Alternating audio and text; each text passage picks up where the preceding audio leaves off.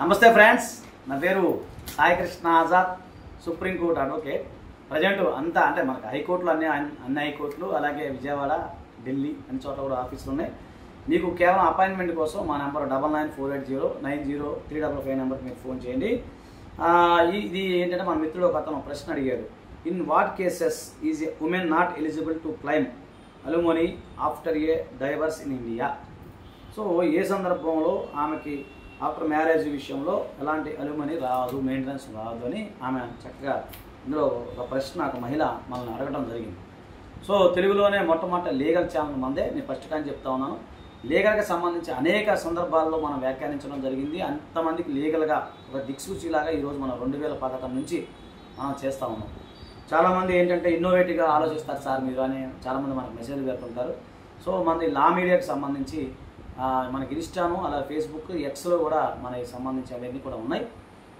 ఇది ఏంటంటే ఏ సందర్భంలో ఒక మహిళకి మెయింటెనెన్స్ రాదు అని అనుకున్నప్పుడు, ఒక మహిళ తనను తాను పోషించుకునే స్థితిలో ఉంటే, అంటే తనను తాను పోషించుకునే స్థితిలో ఉంది అంటే ఉదాహరణకి ఆమెకి ఒక జాబ్ చేయటం వల్ల ఆమెకు మంచి ఆదాయం ఉంది, అలాగే ఒక బిజినెస్ చేయటం వల్ల ఆమెకు ఆదాయ మార్గాలు ఉన్నాయి, అలాగే ఆమెకు ఇన్కమ్ ట్యాక్స్ కడతా ఉంది. తర్వాత కొన్ని సందర్భాల్లో వాళ్ళకి తాతల నుంచి కానీ తండ్రుల నుంచి స్థిరంగా ఒక ఆస్తి వస్తుంది.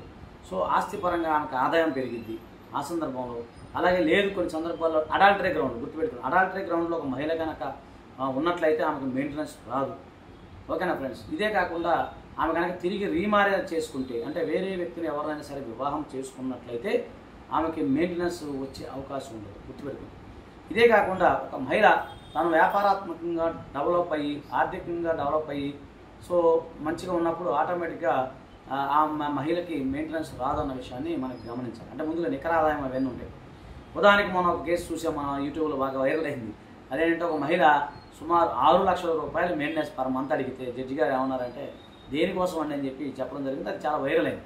సో ఇంత మెయింటెనెన్స్, ఈ విధంగా మెయింటెనెన్స్ ఏంటి? ఒక సామాన్య వ్యక్తి ఎక్కడి నుంచి తీసుకురాగలుగుతాడు, ఒక పురుషుడు ఎక్కడి నుంచి తీసుకురాగలుగుతాడు? సో ఇన్ని రకాల డౌట్స్ వస్తూ ఉంటాయి. కాబట్టి మెయింటెనెన్స్ విషయంలో ఏదో తనను తాను పోషించుకోలేని స్థితిలో ఉన్న స్త్రీకి మాత్రమే మెయింటెనెన్స్ వస్తుంది తప్ప మంచిగా ఆదాయ వనరుల నుండి ఆర్థికంగా బలంగా ఉన్న మహిళలకు కానీ మెయింటెనెన్స్ రాదు అన్న విషయాన్ని దయచేసి మీరు గమనించండి. ఇదే కాకుండా కొన్ని సందర్భాల్లో మహిళల పైన పురుషుడు కూడా, గుర్తుపెట్టుకోండి, section 24 of Hindu marriage act, ఇది చాలా ముఖ్యమైనది. Section 24 of Hindu marriage act ప్రకారం మహిళల పైన పురుషుడు కూడా మెయింటెనెన్స్ పొందే అవకాశం ఉంటుంది. అంటే తనను తాను పోషించుకోలేని స్థితిలో ఉన్న పురుషుడు అనమాట. ఓకేనా ఫ్రెండ్స్? ఇది కేవలం అవగాహన కోసం చేసే వీడియో, ఇది సబ్జెక్ట్ కాదు. మీకు ఇంకా డీప్గా దీని గురించి అవగాహన కావాలంటే మా నెంబర్ 9948090355 నెంబర్కి కేవలం అపాయింట్మెంట్ కోసం మీరు ఫోన్ చేయాల్సి ఉంటుంది. ఓకేనా ఫ్రెండ్స్? దయచేసి వీడియో అందరికీ షేర్ చేయండి. Thank you. నమస్తే. జై హింద్.